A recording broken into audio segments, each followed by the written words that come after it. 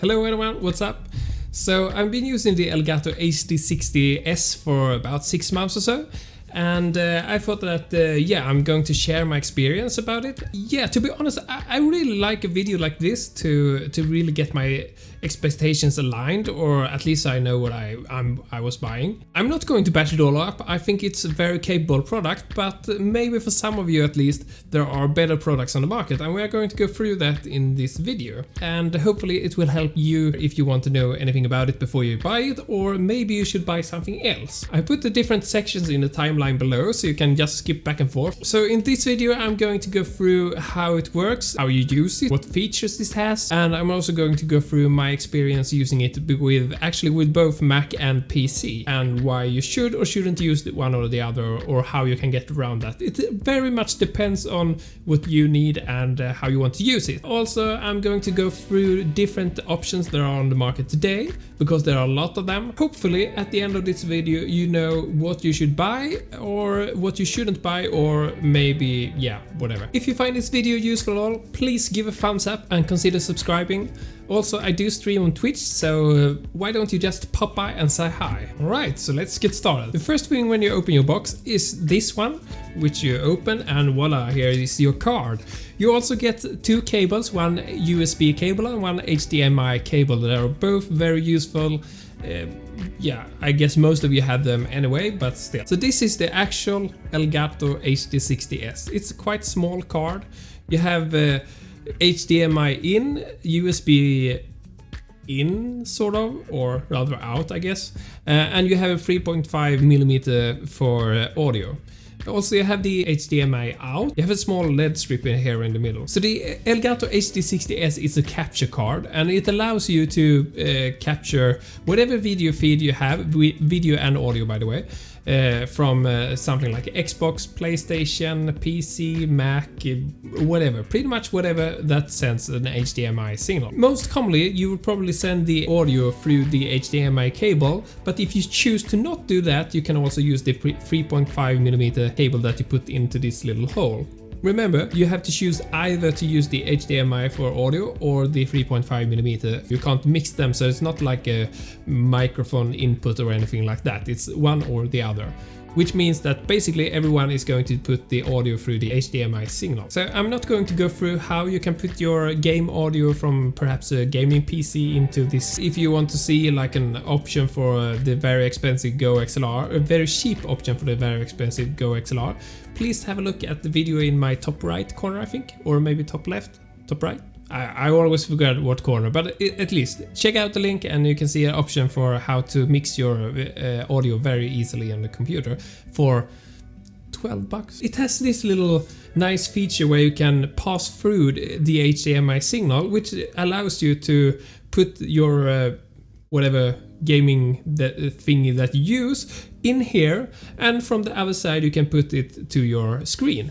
That is a very clever feature, but we're going to get back to it a little bit later because it's not the perfect one, and I'm going to explain why. Some of you at least may have no issues with it at all. For my part, I don't really like it, I'm not using it. And I'm also going to tell you how you can get around it. The Elgato HD60 S supports full HD, that is 180p, at 60 Hz or 60 frames per second. Another feature that Elgato is very proud of is the replay and capture capability of this card. What it actually has is a 1TB big flash drive inside. You can't use it for permanent storage, but it keeps whatever you play in storage, so you can afterwards, if you want to save something, you can just go through it and then save it. It also has a multiple app support, which means that you can have game capture active, and at the same time you can have another program like OBS active on the same computer, and it actually works. Before we move on, I just want to emphasize that it does not support 4K resolution, not for streaming, nor does it support it for pass-through. This means that if you're using a PlayStation or a computer that uses 4K, this will not really work. One of the main reasons for me buying this Elgato HD60 S compared to other capture card and so on was that you can have pass-through. That means I can use it for console, and even though I don't do console streaming yet, I think that it could be a good option for the future. And the other reason is that it supports Mac.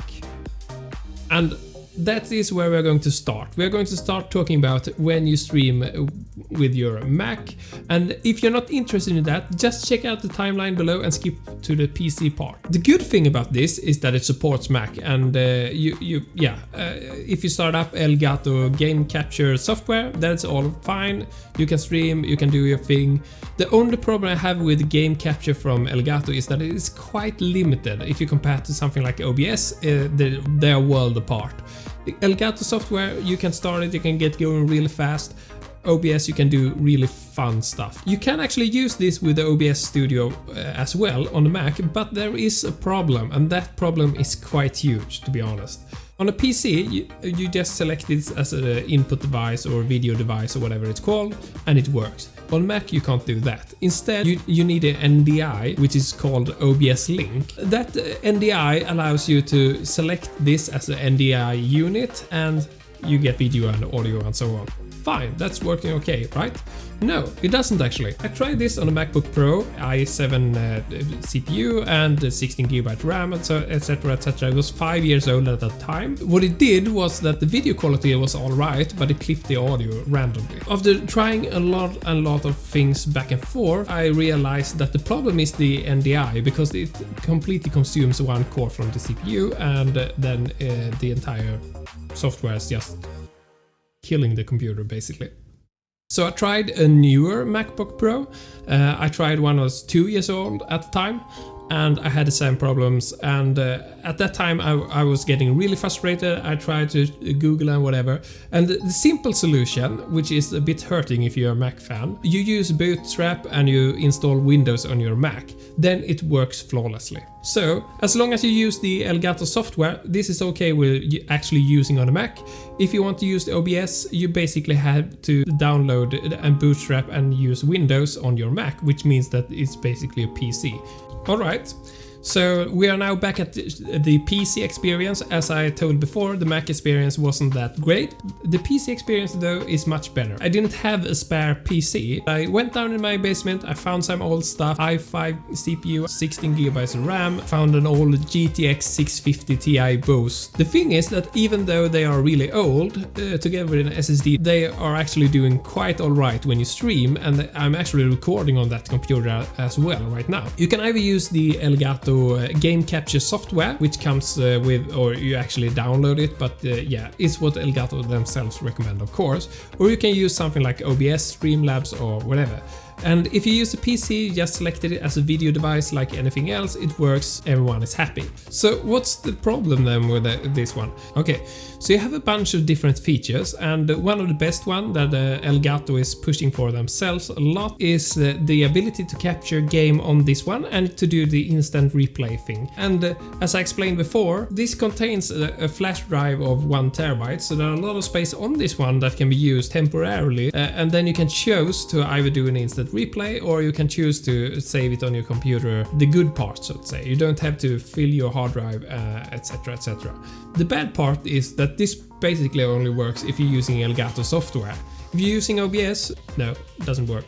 You can do the same features with OBS though, create the buffer on your computer, but then it's using your hard drive, and that's the main difference. Compared to some more expensive product, this does not come with an encoder. And this means that even though the data is stored on this one, it uses the graphics card on your streaming PC to create it. If I use OBS, it consumes about 60% of my graphics card. Just starting the Elgato software will basically plummet my graphics card. It would use 100% of the graphics card all the time.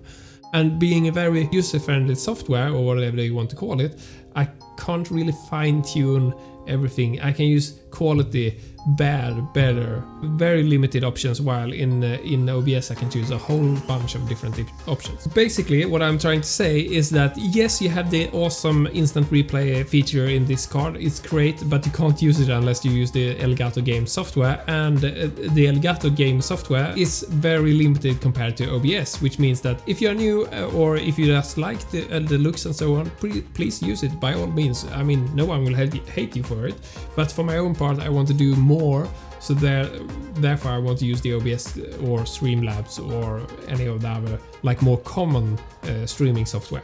I mentioned at the beginning a little bit of a problem with the passthru. And I mean, it works. That's not the issue. The issue is that it loses quality when you use the pass-through, and it shouldn't, or at least I don't think it should, but it does. You can see it in the game, and I actually opened the browser just to see some icons on the website, and I can definitely see the difference in quality between having pass-through or not. The simple solution is to get the HDMI splitter, which you put in front on this one, and you can get that for fairly cheap, something like 10 bucks or something. Alright, so just conclude my experience with the Elgato HD60 S capture card. It has a few really awesome features. You can use it on Mac and on PC. The instant replay and the capture feature, and you have the pass-through. That's really nice. So 3 really good features. The problem is that yeah, you can use Mac if you go with the game capture software. Otherwise, Mac is useless. The game capture features and instant replay if you use the game capture software. Otherwise, it's useless. And the pass-through decreases the quality of the picture, which means that you don't want to use it. So the main part that speaks for this capture card is actually gone, in my opinion. The Elgato HD60 S cost about 120-140 bucks. That is not super expensive, but it's not very cheap either, and it is not a new product, to be honest. So when I read a review that says it's a great product, it's usually a review that's made 4 years ago or something like that. And that's fine, it's still a good product, I'm not denying that, but there are other products on the market. So if you want about the same features that you can use with something like OBS, and you actually even get 4K support, you can actually use the Elgato Camlink 4K. The only downside I can see is that even though it has 4K support, it's only 30 FPS, which is a bit meh. But on the other hand, I think every other product in about the same price range has the same limit. If they have 4K support, it's usually only 30 FPS. You also have another option if you add just a little bit to the price. You can go with the Elgato HD60 S Plus that has 4K support, but otherwise it's basically the same thing. The Elgato HD60 S Plus actually has 4K 60 FPS pass-through, but can only stream at 4K 30 FPS. You also have the Razer Ripsaw HD, which I thought about first, but then I was thinking about the Mac thing and I ended up with the Elgato HD60 S. Otherwise I would probably bought the Razer because I like what I see when I see it, and you have a microphone input that may or may not be what you want. Because maybe you have a USB mic or actual XLR mic. Anyway, it has the 4K pass-through as well, again 30 FPS limited. It's about the same price, it has about the same features. I'm not really sure of the replay features and stuff. We have this really interesting card that I think it's super interesting actually. It's the AverMedia Live Gamer Mini. And it's about half the price. Let's just let that sink in. Half the price. It's super cheap, and it comes with about the same features, but it also comes with an encoder. So using an encoder, that takes the load of your graphics card, pretty much all the load, just removes it. Voila. And I haven't tried it myself. It's supposed to work with third party, something like the OBS Studio perhaps. I'm not sure exactly how it works, and I can't really say how good or bad their own software is. I think on paper the product sounds great, but I mean, you never know. But still, it's about half the price, so I think that should be interesting to try someday. Just to wrap it up, I think still it's a very capable card. I think that anyone that buys it to just stream and to use it together with something like OBS Studio, you are probably going to get happy. If you buy it for the extra features, either for Mac support or if you buy it for the live instant replay, the game capture support, as long as you use the Elgato software, you will probably be happy. But if you don't want to use the Elgato software, well, then pretty much you can just forget about it. You should maybe choose something different. And that's all I had to say for today. I hope I didn't sound too negative. I'm actually quite satisfied with it. I mean, it usually works like a charm, so I can't complain too much, but my expectations were a lot higher than what I received when I got it.